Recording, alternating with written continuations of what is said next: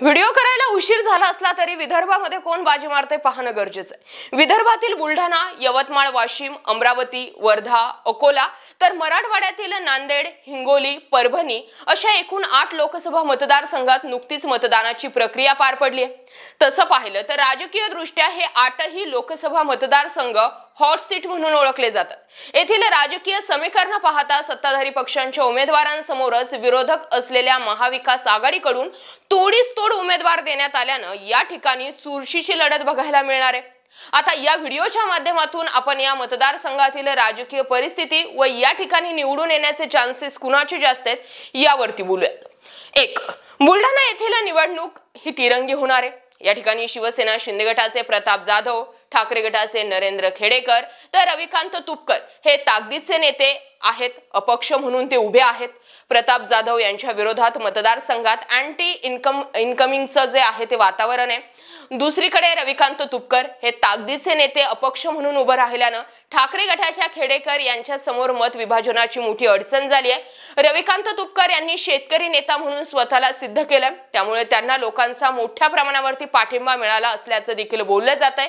ही निवडणूक तिरंगी होणार असल्यानं या ठिकाणी तिन्ही उमेदवारांना चुरशीची अशी लढत जी आहे ती द्यावी लागणार आहे। मुद्दा नंबर 2. यवतमाळ वाशिम हा लोकसभा मतदारसंघ शिवसेनेचा बालेकिल्ला राहिलाय, परंतु शिवसेनेच्या विभाजनानंतर हा बालेकिल्ला भावना गवळी यांच्या रूपाने शिंदे गटाकडे गेला आहे। शिंदे गटाकडून भावना गवळी यांना पुन्हा एकदा तिकीट मिळण्याची आशा होती, पण भाजपचा विरोध वाढल्यानंतर त्या ठिकाणी शिवसेना शिंदे गटाने राजश्री पाटील यांना तिकीट दिलं। राजश्री या हिंगोलीचे विद्यमान खासदार हेमंत पाटील यांच्या पत्नी आहेत। दुसरीकडे या ठिकाणी ठाकरे गटाकडून संजय देशमुख यांना येथील उमेदवारी मिळाली आहे। त्यांचाही मतदारसंघामध्ये चांगल्या मोठ्या प्रमाणावरती जनसंपर्क राहिला। 10 वर्ष आमदार म्हणून त्यांनी या ठिकाणी काम सुद्धा केलंय। नंबर 3. वर्धा। आता वर्धा लोकसभा मतदारसंघात भाजपचे 2 वेळचे खासदार राहिलेले रामदास तडस यांच्या विरोधात मतदारसंघामध्ये प्रचंड नाराजी आहे। त्यांच्या विरोधात राष्ट्रवादी शरद पवार गटाचे माजी आमदार अमर काळे हे निवडणूक लढवतात। अमर काळेंचा वर्धा लोकसभा मतदारसंघात दांडगा जनसंपर्क आहे। शिवाय त्यांच्यासाठी स्वतः शरद पवार 2 ते 3 वेळा मतदारसंघामध्ये येऊन त्यांनी सभा घेतल्यानं अमर काळे यांचं पारडं जड दिसतंय। दुसरीकडे रामदास तडस यांच्यासाठी महायुतीने ही ताकद उभी केली असल्यानं येथील निवडणूक चुरशीची होणार यात वाद नाही, परंतु तडस यांच्याबाबत मतदारसंघात असलेली नाराजी ही तडस यांना झेपणार नाही। मुद्दा 4. अकोला लोकसभा मतदारसंघ हा राज्यातील अत्यंत महत्त्वाचा लोकसभा मतदारसंघ आहे। या ठिकाणी वंचित बहुजन आघाडीचे अध्यक्ष ॲडव्होकेट प्रकाश आंबेडकर हे स्वतः रिंगणात आहेत। अकोला लोकसभा मतदारसंघात आंबेडकर यांना आतापर्यंत केवळ 2च वेळा विजय मिळवता आला। असं असलं तरी यंदा मात्र त्यांनी संपूर्ण ताकद ही पणाला लावली आहे। प्रकाश आंबेडकर विरुद्ध भाजपचे अनुपम धोत्रे अशी या ठिकाणी मुख्य लढत होणार आहे। दुसरीकडे काँग्रेसनेही या ठिकाणी अभय पाटील यांना उमेदवारी दिली आहे, त्यामुळे प्रकाश आंबेडकर यांची यावेळेस सीट निघते की नाही हे पाहावं लागणार आहे। नंबर 5. अमरावती लोकसभा मतदारसंघामध्ये चौरंगी लढत झाली आहे। त्या ठिकाणी भाजपच्या नवनीत राणा, प्रहारचे दिनेश बुब, काँग्रेसचे बळवंत वानखेडे तर रिपब्लिकन सेनेचे आनंदराव आंबेडकर हे निवडणूक लढवतात।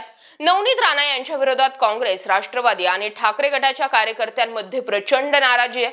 दुसरीकडे बच्चू कडूंनीही नवनीत राणांविरोधात बंड केल्यानं येथील निवडणूक ही चुरशीची होणार आहे। अटीतटीच्या या निवडणुकीत राणांची सीट निघते की पडते हे अमरावतीकर तुम्हीच सांगा। मुद्दा 6.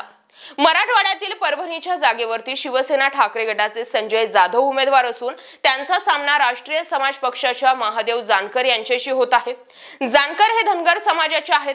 परभणीत या समाजाचे मतदान हे मोठं असल्यानं त्याचा राजकीय लाभ जानकर यांना मिळणार हे नक्की आहे। संजय जाधव यांचा मतदारसंघातील संपर्क, मतदारसंघात केलेली कामं यामुळे ते जानकर यांना चांगली लढत देतील असं म्हटलं जात आहे। याशिवाय बारामतीमध्ये सुनेत्रा पवार यांना धनगर मतांचा फायदा व्हावा यासाठी अजित पवार यांनी जानकर यांना ताकद दिली असल्याचं सुद्धा बोललं गेलंय। नंबर 7. नांदेड लोकसभा मतदारसंघ। नांदेड लोकसभा मतदारसंघाची निवडणूक तिरंगी होणार असली तरी खरी लढत हे भाजपचे प्रतापराव चिखलीकर विरुद्ध काँग्रेसचे वसंत चव्हाण यांच्यातच आहे। गेल्या निवडणुकीत चिखलीकर यांनी त्यावेळी काँग्रेसमध्ये असलेले अशोक चव्हाण यांचा पराभव केला होता। त्यावेळी वंचित बहुजन आघाडीच्या यशपाल भिंगे यांनी 1.5 लाखांहून अधिक मतं घेत अशोक चव्हाण यांचा विजय कठीण केला होता। यावेळी अशोक चव्हाण भाजपमध्ये गेल्यानं येथील राजकीय समीकरण बदलली आहेत। नंबर 8. हिंगोली लोकसभा मतदारसंघासाठी शिवसेना शिंदे गटाच्या बाबूराव कदम कोहळेकर यांची लढत ठाकरे गटाच्या नागेश पाटील आष्टीकर यांच्याशी आहे। या ठिकाणचे विद्यमान खासदार हेमंत पाटील यांचं तिकीट भाजपच्या दबावामुळे कापण्यात आलं होतं आणि त्यानंतर त्यांच्या पत्नीला यवतमाळ वाशिम मतदारसंघातून तिकीट देण्यात आलं होतं। हेमंत पाटील यांचे तिकीट नाकारल्यामुळे त्यांच्या समर्थकांमध्ये प्रचंड अशी नाराजी सुद्धा तयार झाली होती। मग त्याचाच परिणाम म्हणून आता हिंगोली लोकसभा मतदारसंघामध्ये त्याचा परिणाम दिसून येणार आहे अशा चर्चा आहेत। त्यामुळे हिंगोली मतदारसंघात त्याचा फायदा आष्टीकर यांना होऊ शकतो। उद्धव ठाकरेंनी आष्टीकर यांच्यासाठी सभा घेऊन मतदारांना भावनिक साथ घातली असल्याने त्याचा परिणाम मतदानावर नक्कीच होणार असा विश्वास व्यक्त केला जातो। तर हे होते 8 विदर्भातील मतदारसंघ आणि त्या ठिकाणी कुणाचं पारडं जड राहू शकतं याचा अंदाज जो आहे तो वर्तवला गेलाय। बाकी तुम्ही जर त्याच मतदारसंघातील असेल तर तुम्हीच सांगा तुमच्या इकडे नेमकं पारडं कुणाचं जड होतं। अशाच माहितीपूर्ण व्हिडिओसाठी आपल्या चॅनल आवर्जून सबस्क्राइब करा।